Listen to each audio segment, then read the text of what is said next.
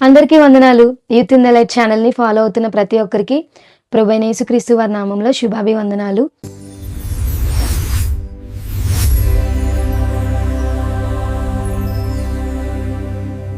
అందరూ ఎలా ఉన్నారండి?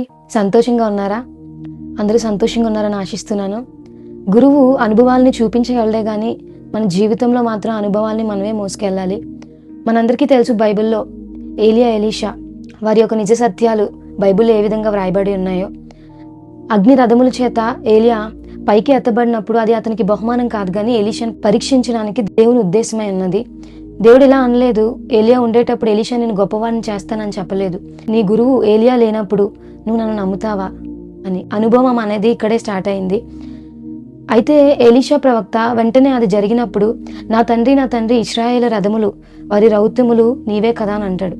ఈ అరుపులకి మనం 3 భావాలను అర్థం చేసుకోవచ్చు. ఏంటంటే గురువు లేనందుకు నేను ఒంటరివాడిని అయ్యానన్న బాధ, ఇంకొకటి ఏంటంటే ఈ భారం నా మీద పడిందనే బాధ్యత, ఇంకొకటి ఏంటంటే అనుభవం, ఇది నేను ఇప్పుడు నిలబడి చేయాలి అనే ఒక అవగాహన. ఇవి ఎలీషాని ఏం చేశాయంటే దేవుని శక్తి మీద ఆధారపడేటట్టు చేశాయి.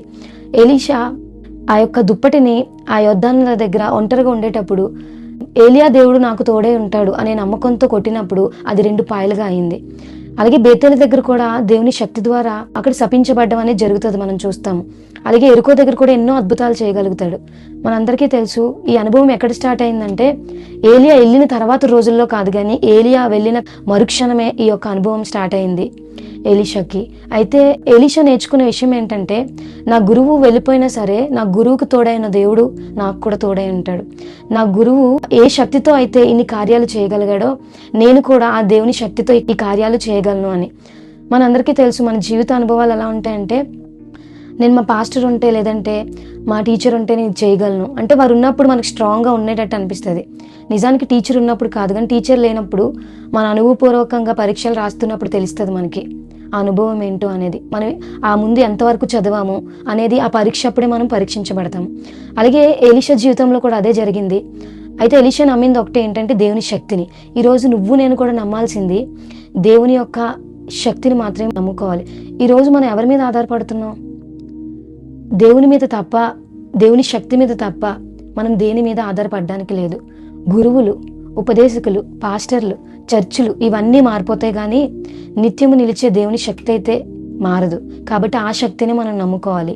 ఈ యొక్క ఏలియా సందర్భం నుంచి దేవుడు మనకేం తెలియజేయాలనుకుంటున్నాడంటే అనుభవం తప్పనిసరి ప్రతి జీవితాల్లో. అనుభవం అనేది కొన్నిసార్లు ఒంటరిగా ఎదుర్కోవాల్సి వస్తుంది మనం ఎలీషా లాగా.